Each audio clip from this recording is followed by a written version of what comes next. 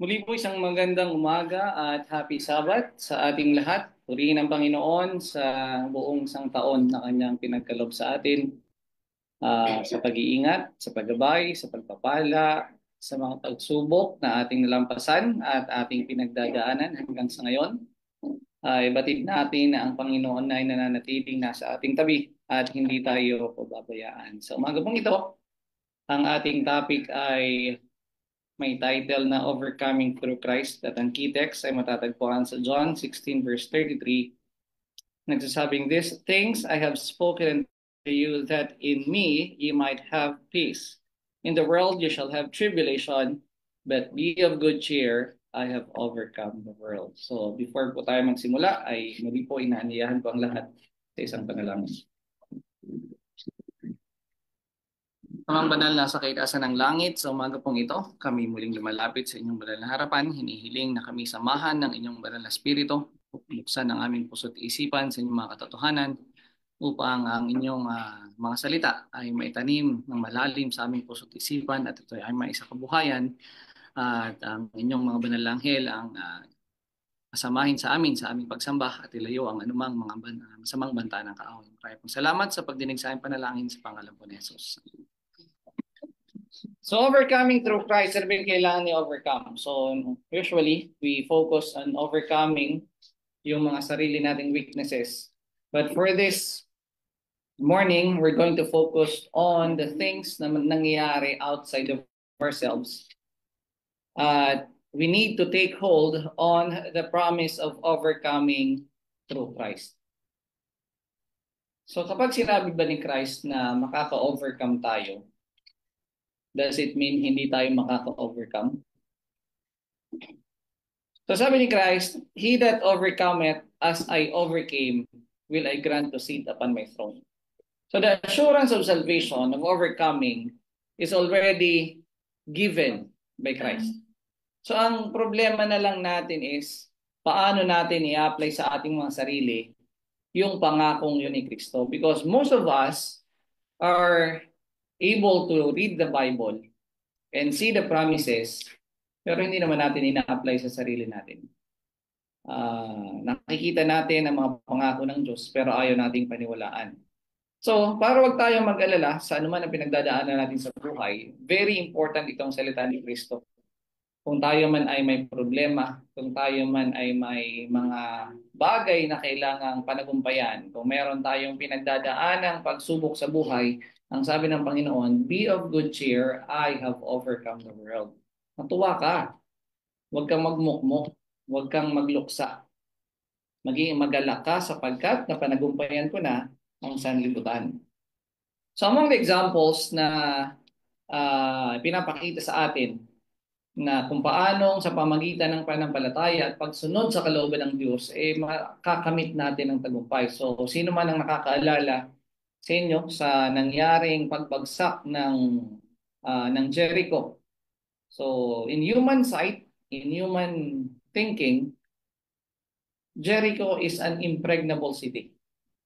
Makapal ang kanilang wall, mataas ang kanilang wall, malakas ang kanilang army, and they are safe within the boundaries of their city. And they have supplies that could last months or even years probably.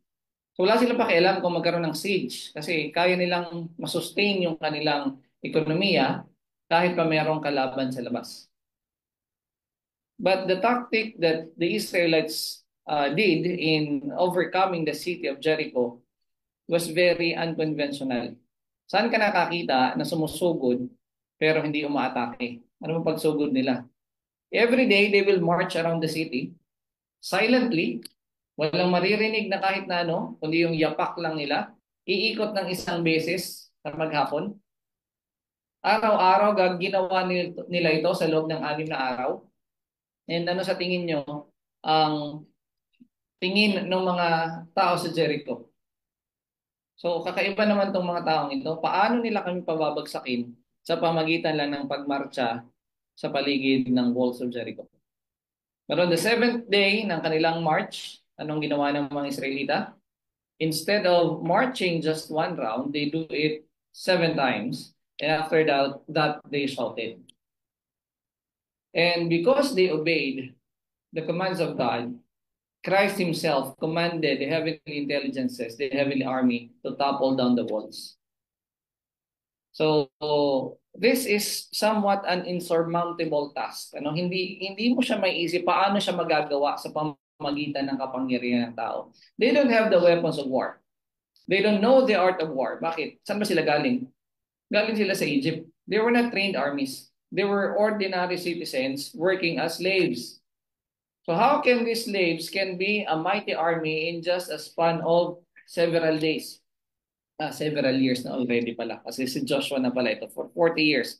Pero wala naman silang gaanong training, wala naman silang gaanong gamit. Wala naman sila yung di ba yung ginagamit para wasaakin yung wall na may pangbato, naglalagay ng bato tapos yung catapult na tinatawag. Wala silang ganon. So iniisip ng mga taga Jericho, paano naman tayo tatalunin itong mga Israelitang ito? But lo and behold, because God, the God of heaven, was with the Israelites, gaano man katibay yung walls of Jericho, madali lang ito nagiba. And ano sa tingin niyo itong labanan na ito? Anyone who knows King Jehoshaphat? Sa lahat naman ng gera, ito ang pinakakaiba. Sabi sa kanya, huwag yung army ang paunahin mo. Ang paunahin mo ay yung singers. Makikipaglaban pero ang daladala, singer. Because what does it mean? Because the battle is the Lord's and not yours. Hindi mo kailangan pa, kung ang Panginoon ay loloobin niya na gawin yung bagay para sa'yo, hindi mo kailangang pumukpok, hindi mo kailangang magsibat, hindi mo kailangang magpana o manghiwa ng tao. Because the Lord will do for you what you cannot do for yourselves. Jehoshaphat yung army niya is very weak. And yung kalaban niya is combined army ng different nations. And in the sight of man, wala ni isang mag-iisip na kakayanin nilang labanan yung napakarami nilang kaaway. Pero ang utos ng Diyos, magdala ka ng singer. Because when the Lord says, I will fight the battle for you, He means it and He will do it. All we have to do is trust in Him, even though parang sa isip natin, napaka-ridiculous naman ito. Naalala niyo si Gideon? Anong panlaban nila? 300 na tao. Ang dala-dala pa nila. Pitchil na may apoy. Paano sila mananalo sa labanan? But with God, nothing is impossible. So just like this woman who thinks that the only way she could be healed is by touching the hem of the garment of Christ. So sabi ni Sister White, we may be as weak as was the woman who touched the hem of Christ's garment. But if we use our God-given opportunity to come to Him in faith, He will respond as quickly as He did to the touch of faith. Bakit maraming mga nagkiklaim na mga Kristiyano ang punong-puno ng depression? Ginagawa ko naman yung trabaho ko eh. Nagtatapat naman ako sa Panginoon. But sometimes we try to do things according to our own thinking, not trusting God kung paano gagawin ng mga bagay-bagay. Let's take for example, isa sa pinaka-challenge kapag ikaw ay magulang o ikaw ay empleyado is to take the Sabbath off. Pag hindi ka nagpasok ng Sabado, ano ang normally sasabihin sa'yo? Sisisantihin ka, di ba? At maraming mga Seventh-day Adventist ang hindi nakakapanagumpay sa ganung kalagayan. There was a time na nakijoin kami ng worship sa mga trabahador sa Hong Kong. And I was wondering, sabi ko rin sa kapatid ko, bakit alas 10 ang meeting mo?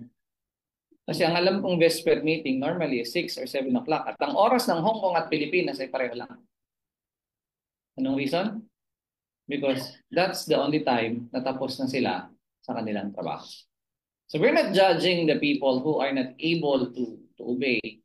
Pero clearly, kung hindi tayo mag-stand, magko-compromise at magko-compromise tayo sa faith. So, in order for us to overcome, and Christ already assured us yung victory, bakit napakaraming tao pa rin ang hindi nakakasunod at nakakapanagumpay? So we know that ang pinaka-reason is many of the people today lack faith. Because we've been so busy with everything na ginagawa natin sa araw-araw sa buhay natin, and we fail to have a constant communion with God. We even fail to open our Bibles, to read even a devotional, to join in worship. Kasi busy ako. Ayaw natin malilate sa trabaho, sa school, but when it comes to religious obligations, parang dyan ka muna, Panginoon. Now, bilang mga Kristiyano, can we escape tribulation? Pwede bang maligtas tayo na wala tayong pagdadaan ng hirap? Now imagine a man who was given a fortune without doing anything. O doon na lang tayo, kahit na may ginawa. Napansin niyo ba yung kalimitang nananalo sa sweepstakes na mahirap na tao na biglang nagiging instant milyonaryo? Doon sa lugar namin, sa Camarines Norte, meron dong dalawang bayan na ang main source of income nila is actually pag pagkakabud ng ginto. And alam nila na maraming source ng ginto doon sa lugar na yun. Pag naka-high grade ang mga tao, anong ginagawa nila? Di ba? One day millionaire, bili dito, bili doon. Pag naka-high grade, alam mo, may isang balon nag-high grade, makikita niyo yung mga tao. Sagana, bili ng motor, bili ng sasakyan, ng TV, ng ref. Now, the next problem will be, yung high grade ba ay consistent or bihira? So since yung pagkakuha nila ng perang malaki, ang kasunod nun ay hindi na naman nila alam kung kailan, and then ginastos na nila yung mga pera nila. Eventually, bago sila makakuha ulit ng pera, naibenta na naman nila yung kanilang mga naipundar.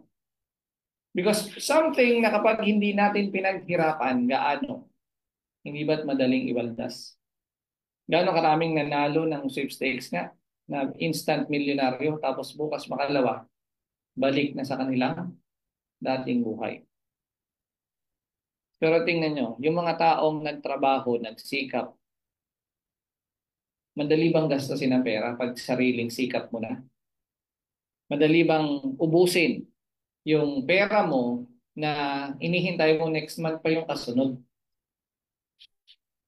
Now just imagine if salvation is just as easy, kagaya ng sinasabi ng iba na basta maniwala ka, ligtas ka na.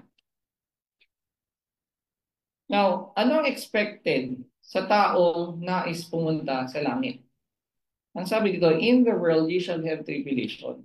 Meron mga pagsubok kayong dadaanan. Bakit? Kasi hindi papayag si Satanas na basta lang tayo makarating sa langit. So gagawa siya at gagawa ng paraan para tayong lahat ay ma-discourage at huwag tayong magpatuloy sa kabuhayan Kristiyano. Gaano karaming mga tao ang nagpabautismo at tinanggap si Kristo bilang tagapagligtas, bukas makalawa hindi na magsisimba. Because when it requires self-denial and self-sacrifice, sasabihin, Panginoon, magugutom yung pamilya ko, magtatrabaho muna ako. So how come na yung faith natin ay hindi nagko-correspond doon sa life na meron tayo? So hindi po pwedeng instantly perfect na yung karakter natin. So unless na tayo ay makipagbaka sa kaaway upang ating mapanagumpayan ang ating sarili, hindi po natin makakamit yung langit na inaasahan natin. Hindi po ito walk in the park kumbaga. Na para bang namasyal ka lang at gusto maglakad. Ang pagpunta sa langit ay hindi po kasing dali ng iniisip ng ibang tao.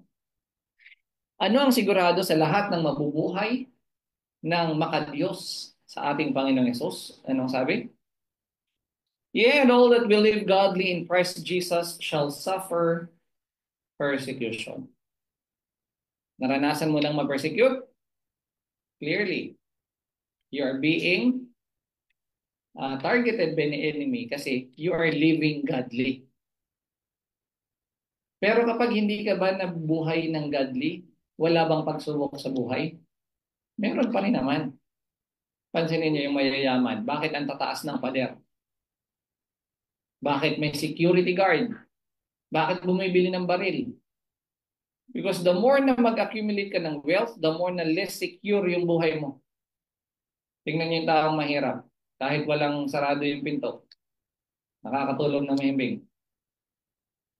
Pero hindi ko sinasabing ganun tayo, di ba? But the point is, If we are really living according sa kalooban ng Diyos, opposition will arise.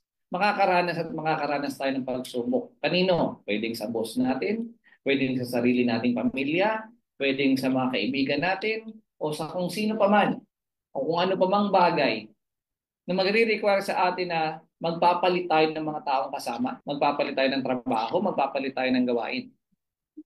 Dahil given po yan, kung nabubuhay tayo ayon sa pagsunod sa Panginoon, makakaranas tayo ng pag-uusig. At ano pa ang kasiguruhan? Diba? Inaasahan ba natin na kapag tinanggap mo si Kristo, magiging maayos lahat sa buhay mo? Wala kang dadaanan na kahit na anong kahirapan? Anong sabi ng Panginoon? Remember the word that I said unto you, the servant is not greater than his Lord. For if they have persecuted me, they will also persecute you. If they have kept my saying, they will keep yours also. Simple lang, sabi ni Kristo. Kung anong trato nila sa akin, ganun ang itatrato nila kayo, sa inyo. So kung minahal nila ako, mamahalin nila kayo. Kung iningatan nila ang salita ko, ingatin nila ang salita nyo. Pero kapag inusig nila ako, uusigin din nila kayo. And in the ratio of those who will love and persecute Christ, alin ang mas malaki? Yung persecutor o yung nagmamahal? Persecutor. So therefore, anong i-expect natin? Sa pamumuhay natin dito sa mundo, we will be expecting persecution because the servant is not greater than his master. Pero isa lang sigurado, hindi natin dadanasin ang kasing laki ng pagsubok na dinaanan ni Kristo. Wala nang lalampas pa doon. Kaya sometimes we think na parang ang malas natin sa buhay, bakit ako na lang ng ako? Simple lang tanong, yung kahirapan mo ba at yung mga dinadaanan mo ay humigit na sa pinagdaanan ni Job? Kilala lang si Job? Nawala ng anak, nawala ng mga ari-arian, iniwan ng asawa, kinundi na ng mga kaibigan, nagkaroon ng sakit, ng hindi ketong pigsa, sa lahat ng bahagi ng katawan, at sinisisi ng mga kaibigan, kasalanan mo yan. Dumanas na ba tayo ng ganun? Nawala na ba sa atin ang lahat? Di pa, di ba? Anong karapatan na natin magreklamo? So kung mahirap na yung pinagdaanan ni Job, gaano pa kahirap yung pinagdaanan ni Kristo? Sinabi ni Kristo, dadaanan na tayo ng pagsubok, ng pag-uusig, pero hindi niya sinabing mas higit dun sa pag-uusig niya. Kaya natin malalampasan ang lahat ng pag-uusig sapagkat yung dinaanan ng ating Panginoon higit sa dinaanan natin. Anong karapatan nating magreklamo? So anong kailangang attitude natin kapag dumadaan tayo sa pagsubok sa buhay? Sabi dito, dali ah. We are troubled in every side, yet not distressed. Paligid natin, maraming mga bagay na gumugulo sa atin. Pero hindi ka dapat ma-distress. Hindi ka dapat apektado. Uso ngayon ang term na, nonchalant ka lang dapat. Kaya mo sila kung anong gusto nilang reaction sa'yo. We are perplexed but not in despair. Oo, nakakalito minsan. Bakit ganito ang nangyari, Panginoon? Pero hindi tayo dapat desperado. Na para bang wala ng pag-asa ang lahat ng bagay at lahat na lang ng bagay na mangyari ang sama. Persecuted but not forsaken. Oo, inuusig tayo pero hindi tayo tinatakwil ng Panginoon. Sabi nga, mapalad kapag ikaw ay inuusig ng ayon sa katotohanan sapagkat ikaw ay pagpapalain ng Panginoon. Cast down but not destroyed. So maraming taong tatapak sa atin. They will consider us hindi tayo banal, tayo ay makasalanan, tayo ay marumi, pero hindi nila kayang wasakin ang ating pagkatao sapagkat tayo ay nasa Panginoon. So, sa lahat ng bagay na nangyayari masama sa atin, always remember what God said. Sabi niya, be still and know that I am God. I will be exalted among the heathen. I will be exalted in the earth. When we are passing through trials and troubles and sometimes we cannot understand, we cannot see kung paano natin malalampasan, paano natin mapapanagumpayan. Anong sabi ng Panginoon? Be still and know that I am God. Man's necessity is God's opportunity. When we come to a point where we say, everything na pwede kong gawin, ginawa ko na, Panginoon, bahala ka na. So when we give our burdens to God, when we lift our burdens to Christ, anong sabi niya? Cast your cares upon me and I will give you rest. Kung tayo ay distressed, kung tayo ay burdened, isa lang ang indication nun. We want to carry the burden by ourselves. Kaya hirap na hirap tayo. But when we let Christ carry a burden, sinong nagbubuhat ng burden natin? Hindi ba si Kristo na? So anong pinakahirap ng damdamin mo? Anong kinakapagod mo? So every day, kahit pa may pagsubok, you can always find time to sing praises to God, to glorify His name. Inuusig ka na sasabihin mo, purihin ang Panginoon. Bakit? Kasi mapalad nga ang inuusig. So kapag inusig ka, hindi mo dapat ikalungkot. Ikatuwa mo dahil ikaw ay naninindigan sa katotohanan.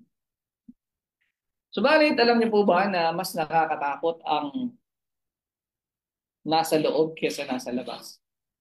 Because the enemies from without, they are showing their true colors. Immediately you can see them. Naka-uniform pa nga yung iba eh. Kita mo agad, ay ito mga to, kalaban ko ito. But there is a far more to fear. We have a far more to fear from within than from without. The hindrances to strength and success are far greater from the church itself than from the world. Yung pagsulong ng gawain natin, hindi yung sanlibutan ng pumipigil. Bakit? Binawalan na ba tayong mangaral araw-araw? Binawalan ba tayong mamigay ng polyeto? Binawalan ba tayong mag-online ministry, mag-media ministry, mag-house-to-house labor? Binawalan na ba tayo ng sanlibutan? Sa ngayon, hindi pa. Pero sinong pumipigil sa paglago ng gawain ng iglesia? Yung sariling mga kapatiran. But how often have the professed advocates of the truth proved the greatest obstacle to its advancement? Hoy, meron tayong plano, meron tayong gagawin ito. Ay, baka hindi naman pwede yan. For some people, kapag merong isang bagay na gagawin, saan sila nakatingin? Sa negativity. They always try to find reason why some things cannot be done. Instead of looking for positivity na kahit pa merong hindrances, kapag tinulungan tayo ng Panginoon, lahat ng bagay magagawa natin. The unbelief indulged, the doubts expressed, the darkness cherished, encouraged the presence of evil angels, and opened the way for the accomplishment of Satan's devices. Isang tao lang, tanda niya, sa loob ng isang army, isang tao lang ang duwag. Mas malaki pa ang magagawa nitong damage kesa mismo dun sa kalaban. Kaya nga sa panahon ng mga Israelita, ang duwag, pinapatay ka agad eh. No?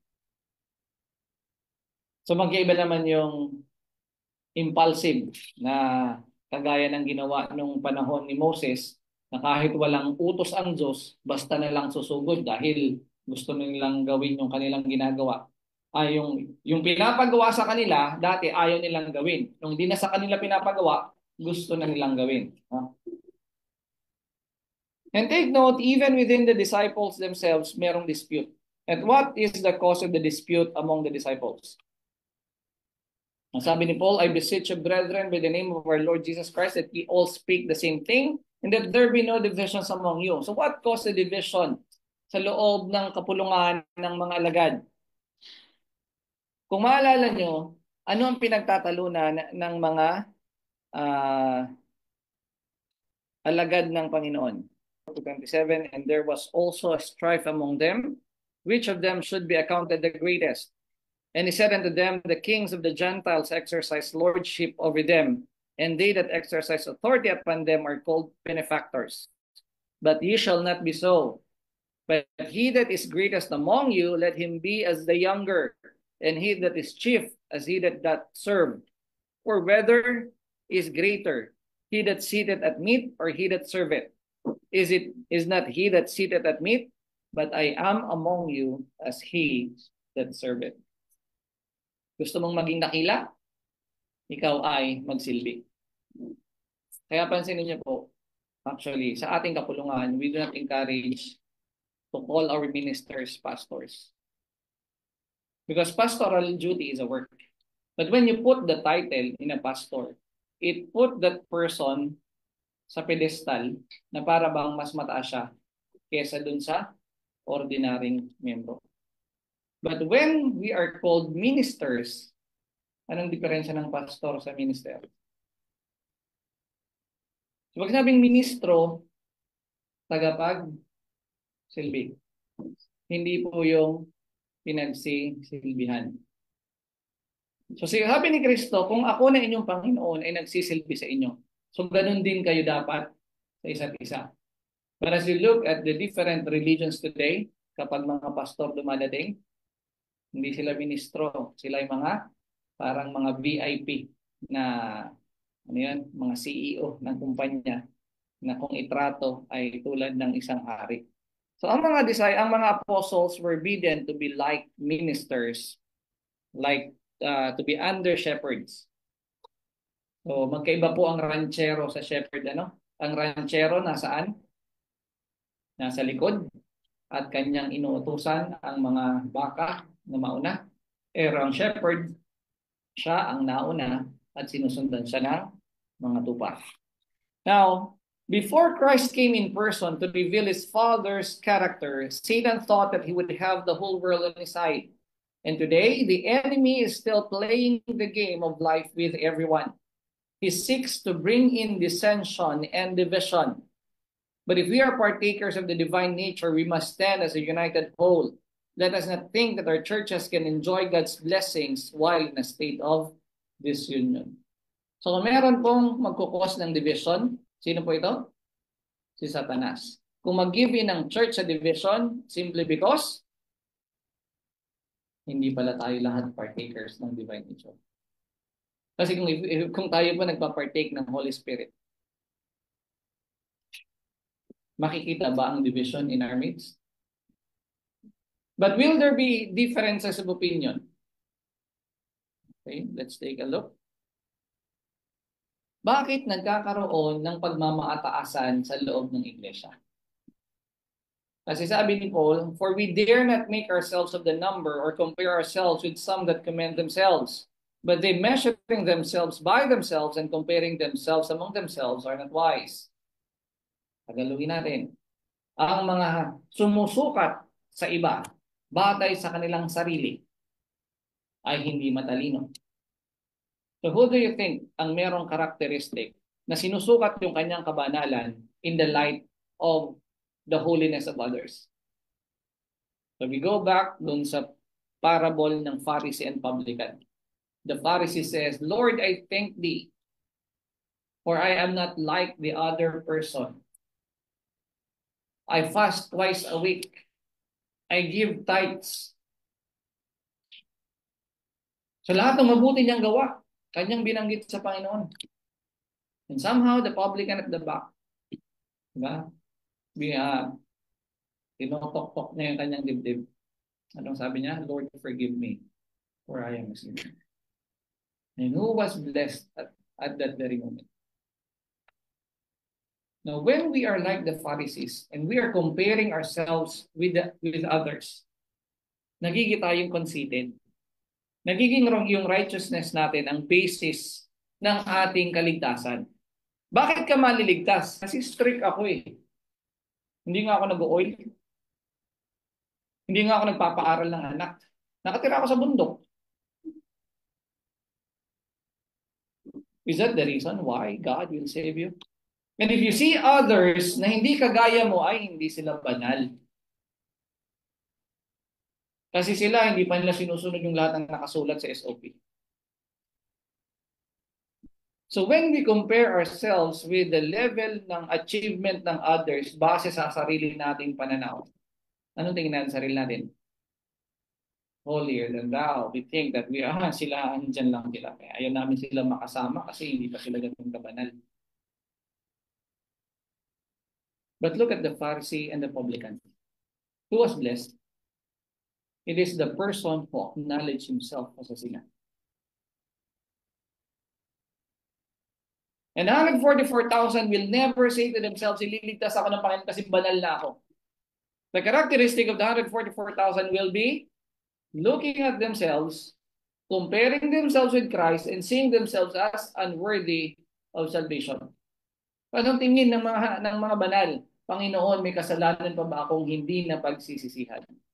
And if you're looking unto Christ as the author and finisher of our faith, you don't have time para magkumpara ng sarili mo sa iba.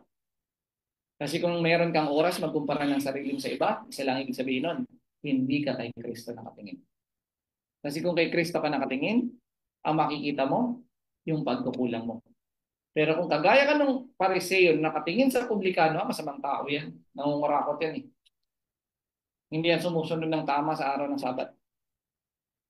Then our holiness will be the basis of the holiness of others. So ang ating salvation is depending on how good we are, on how we have followed every single word na nabasa natin. And when we see others who are not following our steps, sasabihin natin na hindi sila banal.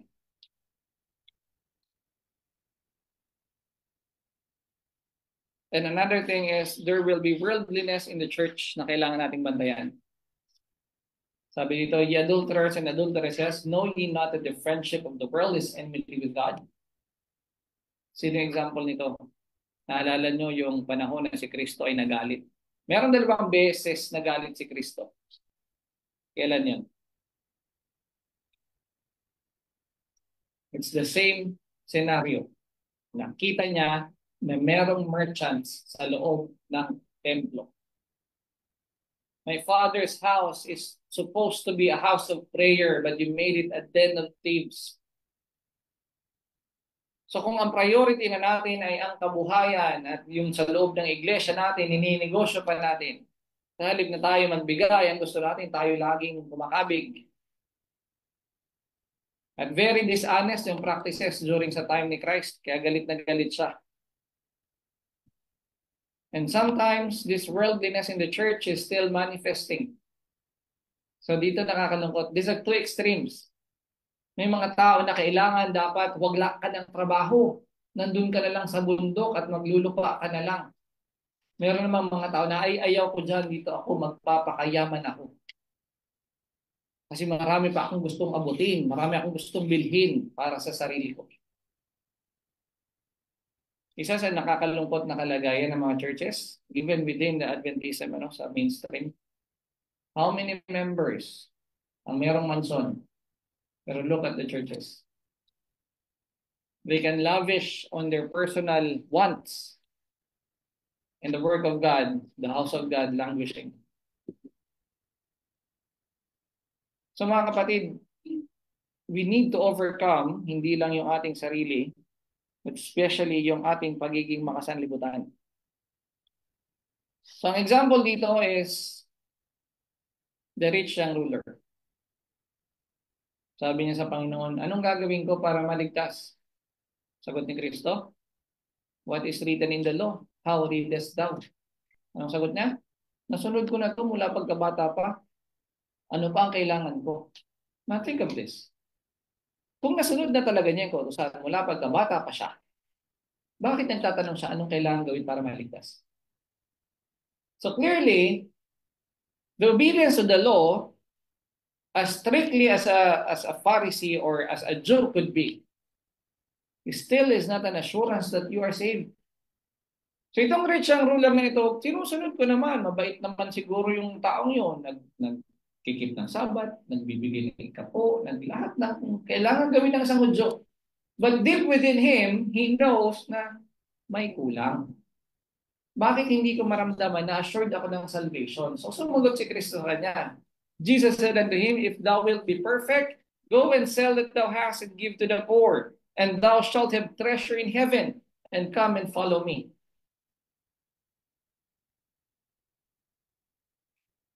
Now, did Jesus say, sell all that thou hast to every single person?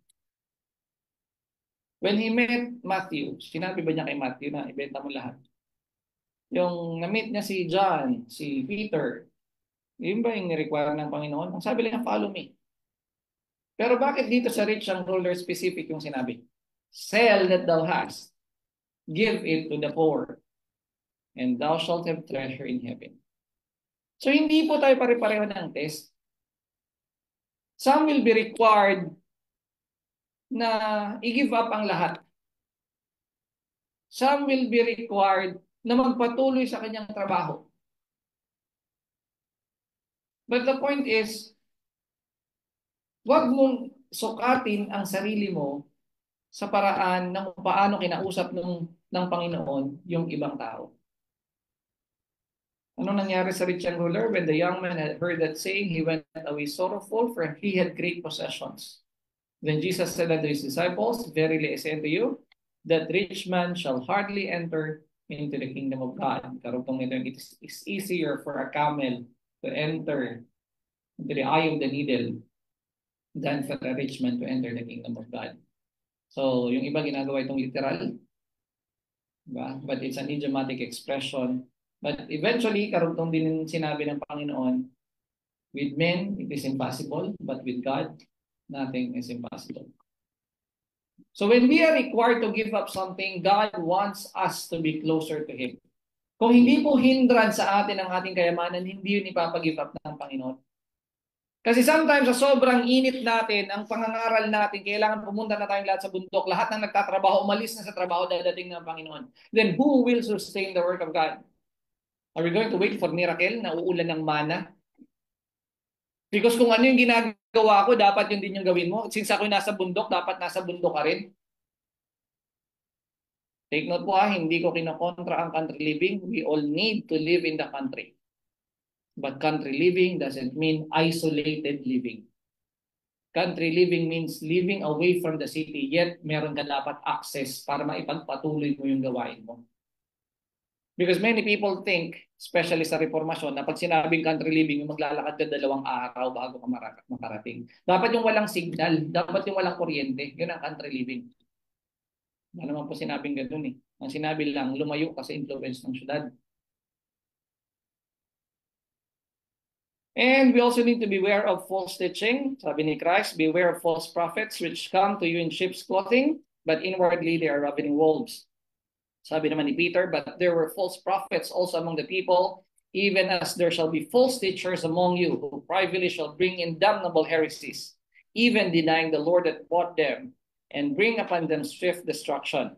And many shall follow their pernicious ways, by reason of whom the way of truth shall be evil spoken of. So yung katotohanan nagiging katitsuran. Bakit? Kasi meron mga false teacher. So, how do we overcome the dangers within the church? First is, we need to guard our hearts against division. Sabi sa Ephesians 4:3, endeavoring to keep the unity of the Spirit in the bond of peace. Now, if we have the Holy Spirit, wala na bang dissension o wala nang difference of opinion? The best example for this is Paul and Barnabas. They were both set aside. They were both given the power of the Holy Spirit.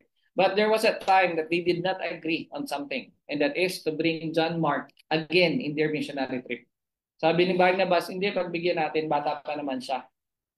Nagkaroon lang siya ng kalungkutan, kaya umuwi siya nung una. Sabi ni Paul, hindi, ayoko siyang kasama. Duwag siya. Parang ganun yung dating. Hindi naman necessary rin sabi ni Paul, pero parang ganun, parang yung kaunting pagsubok ay madali siyang mag-give up. So ayoko siyang makasama. So dahil hindi nagkasundo si Paul and Barnabas, naghiwalay sila. So ang sinama ni Paul ay si Silas, ang sinama ni Barnabas si John Mark. Later on, napatunayan ni John Mark na siya ay worthy na maging kamanggagawa ni Pablo, and Paul acknowledged that. So hindi po sa lahat ng aspeto tama si Pablo. Si Peter sa si Paul nagkaroon ng pagtatalo. Sinaway ni Pablo si Pedro. Bakit? Kasi kapag harap ang Hudyo, nagpapaka-Hudyo. Pagka harap ang Hintil, ay para din siyang Hintil. Hindi yung standard ba ni Pedro ay naiiba. So, sinaway siya ni Paul. So, ganun po ang realidad. Meron at meron differences of opinion. Hanggang kailan? Yun yung titingnan natin later on. Sabi pa ni Sister White, I earnestly hope that those laboring in the fields to which you are going will not think that you and they cannot labor together, unless your minds run in the same channels as theirs, unless you view things exactly as they view them. Sabi ni Sister White, umaasa ako na yung mga gumagawa sa bukirin ay hindi mag-iisip na hindi niya pwedeng makasama sa gawain ng ibang manggagawa kung hindi siya marunong mag-isip ng eksaktong katulad niya. This is a very wrong idea. Are there any two leaves on a tree alike? You can find no two precisely alike. So it is with us. None of us have exactly the same experience, and yet one of us may have a very precious experience. Let each worker remember that he has an individuality of his own, and that this individuality is not to be submerged in any other human being. That individuality is to be sanctified, purified, refined, but it is not to be lost in the individuality of someone else. The differences, and here's another example. Sa panahon ng mga reformador, merong differences si Whitefield sa si Wesley. And in that time, it threatened at one time to create alienation. But as they learned meekness in the school of Christ, mutual forbearance and charity reconciled them. They had no time to dispute while error and iniquity were teeming everywhere and sinners were going down to ruin. If we have both forbearance and charity, magkakaroon ng separation? Siyempre hindi. So the fact that we're going to have a separation, that would mean somebody who doesn't want, are not willing to exercise forbearance and charity. Those who love and serve God should be allowed to follow their own convictions. We may not be justified in doing as they do, but we should not allow differences of opinion to create disunion. What's happening right now is there are people who would like to be the conscience of others. They would like to be the dictator of what people should believe. Pag hindi mo pinaniwalaan ito, pinaniniwalaan namin, alis ka dito. Hindi ka namin pwedeng tulungan. The apostles differed widely in habits and disposition. Compare natin yung ugali ng mga apostol. There were the publican, Levi Matthew, the virus Silas, Simon, generous, impulsive Peter, mean-spirited Judas, Thomas, true-hearted yet timid and fearful, Philip, inclined to doubt, the ambitious, outspoken sons of Zebedee and with their brethren. These were brought together, all with inherited and cultivated tendencies for evil. But in Christ, they were to learn to become one in faith, in doctrine, and spirit. They would have their differences of opinion, but while Christ was abiding in the heart, there could be no dissension. The lessons of the Master would lead to the harmonizing of all differences, till the disciples would be of one mind and of one judgment. Christ is the great center, and they would approach one another in proportion as they approach the center. Ano ang example natin dito? We have the 11 trainees. Kumusta naman ang ugali nila? May matapang. Di ba? Merong tahimik sa isang gilid. Merong basta na lang nagsasalita ng hindi nag-iisip.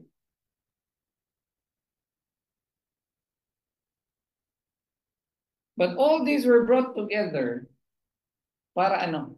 Para matuto sa Panginoon.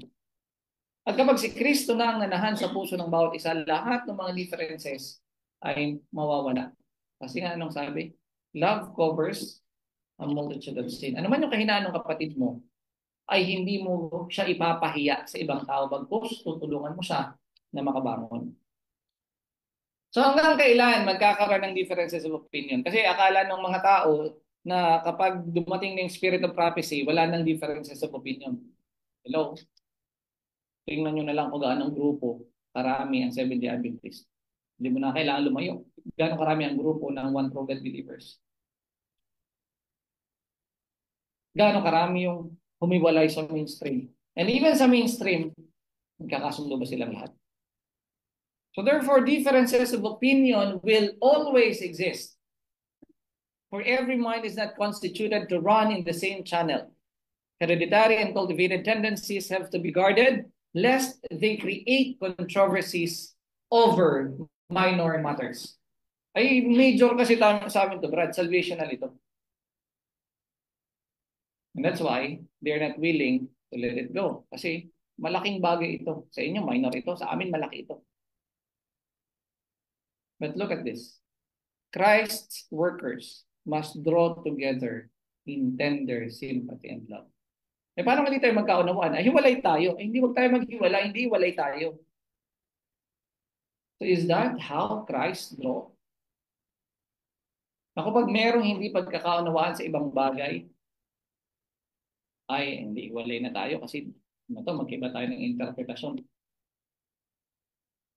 Let not anyone think it a virtue to maintain his own notions and suppose he is the only one to whom the Lord has given discernment and intuition.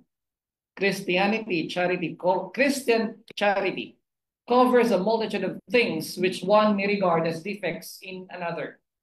So kung totoo meron tayong pag-ibig sa isa't isa, yung hindi natin pagkakasunduan ito, anong mangyari?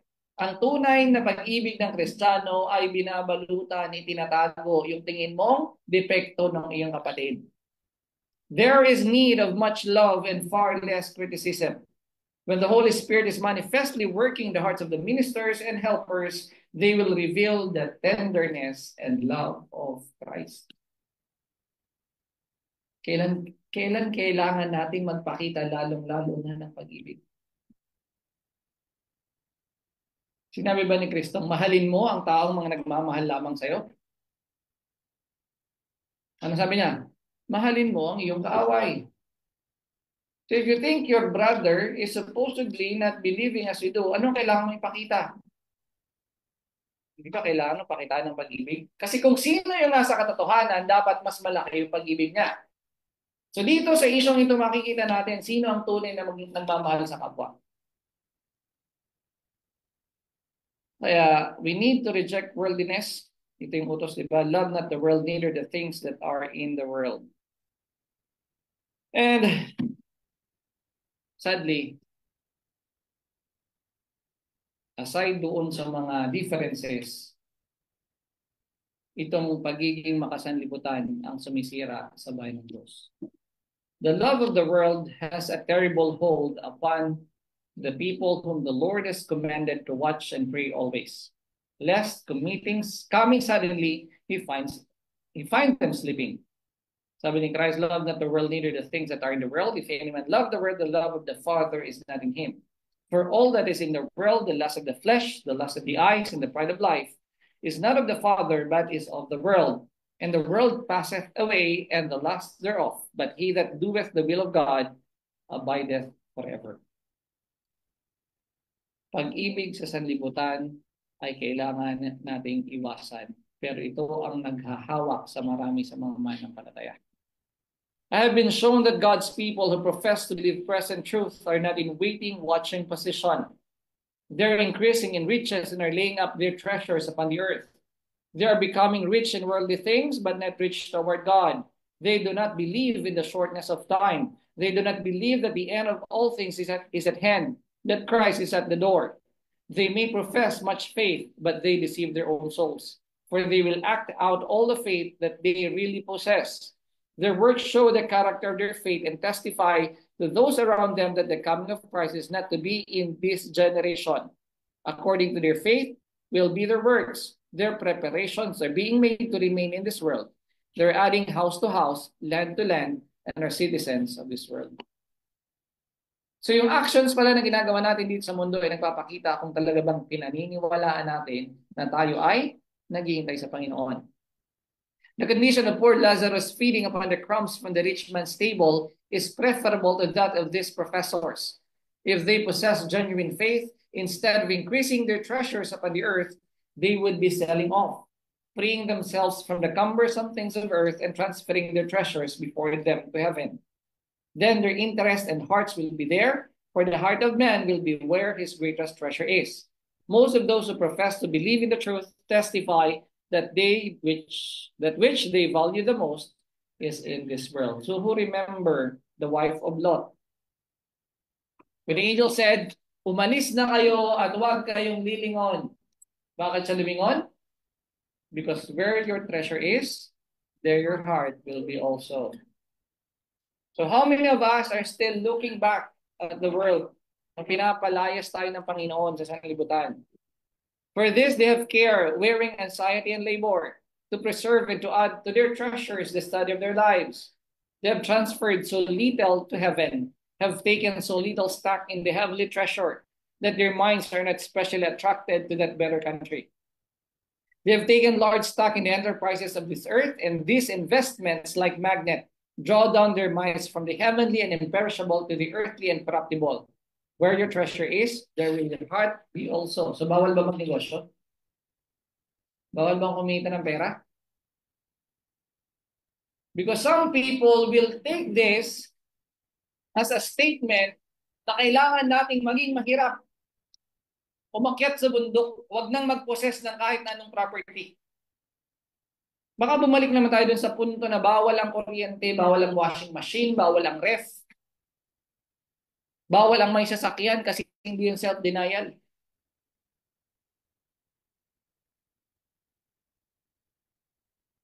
Mga kapatid, ang pagiging makasanlibutan ay iba kesa dun sa ikaw ay nakatira lang sa sanlibutan. Na ikaw ay naglalakbay sa sanlibutan.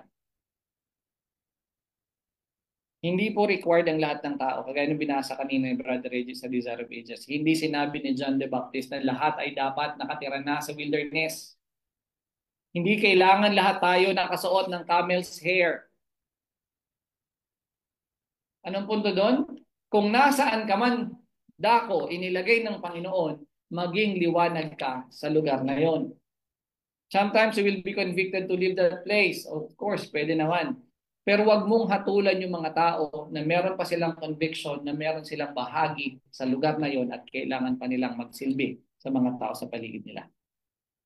I look to see who of those who profess to be looking for Christ's coming possessed a willingness to sacrifice offerings to God of their abundance. I could see a few humble poor ones who, like the poor widow, were stinting themselves and casting in their might. Meron mang ilan-ngila na katulad ng balo, na kung magkano man yung kailangan pwedeng ibigay, ibibigay nila sa gawain. Every such offering is accounted of God as precious treasure. But those who are acquiring means and adding to their possessions are far behind. Yung mga mayayaman, kumpara dun sa mahirap, ay malayo ang agwat. Sapagkat yung mahirap, sinisikap na makapagbigay, gaano man kaliit yung kanilang kita, yung mayaman, malaki man yung ibigay nila, marami pa rin silang itinitira para sa kanilang sarili. They do comparatively nothing to what they might. They are withholding and robbing God, for they are fearful they shall come to want. They dare not trust God. Pagdating sa gawain, mga ayaw magbigay, pero pag magbabakasyon, magpapagawa ng bahay, bibili ng magandang sasakyan, all out. So, ito po ang kondisyon. Hindi ko po sinasabing wala po akong pinapatama ang tao, but this is the condition of even among those who profess to be followers of Christ. This is one of the reasons that as a people, we are so sickly and so many are falling into their graves. The covetous are among us. Lovers of the world, also those who have stinted the laborer in his hire, are among us. Kapag ikaw pala ay kuripot sa trabahador, anong tawag sa'yo? Covetous. Kapag hindi mo binabayaran ng tama yung nagtatrabaho, pag iniisahan mo lagi yung mga trabahador mo. Men who had none of this world who were poor and dependent on their labor have been dealt with and closely and unjustly. The lover of the world with a hard face and harder heart has grudgingly paid over the small sum earned by hard toil, just so they are dealing with their master, whose servants they profess to be.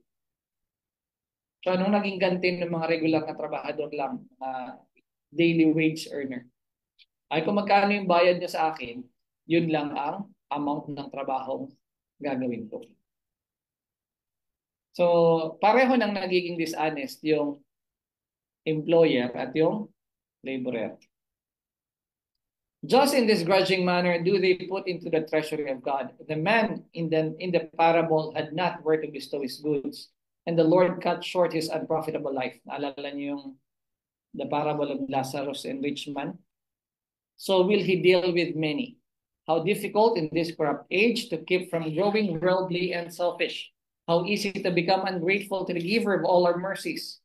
Great watchfulness is needed and much prayer. To keep the soul with all diligence. Take ye heed, watch and pray, for ye know not when the time is. Kailangan pong maalis yung kaisipan ng sanlibutan. Hindi ko po sinabing kasalanan ang maging mayaman, ha? Hindi ko po sinasabing bawal ang magkaroon ng pera. Pero kung yung kayamanan mo ay maglalayo sa iyo sa Panginoon at magkukos sa iyo na maging selfish ka, baka i-require sa iyo ng Diyos na sell that thou hast. So, to conclude, bagaman mayroong mga pagsubok, paghihirap sa buhay na tayo'y dadaanan bilang mga nag-aangking tagasunod ni Kristo, kailangan nating bantayan ang mga pag-uusig purihin ng Panginoon sa mga bagay na ito. Yung paghihiwalayan, kailangan nating iwasan at sikapin na wag mangyari. At ganoon din yung pagiging makasanlibutan. Sapagkat ano yung assurance ng tagumpay? Sabi sa 1 Corinthians 15:57, thanks be to God which giveth us the victory through our Lord Jesus Christ.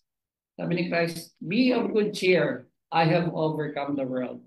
Thanks be to God which giveth us victory through our Lord Jesus Christ. Alam niyo po yun, selyado na yung ending.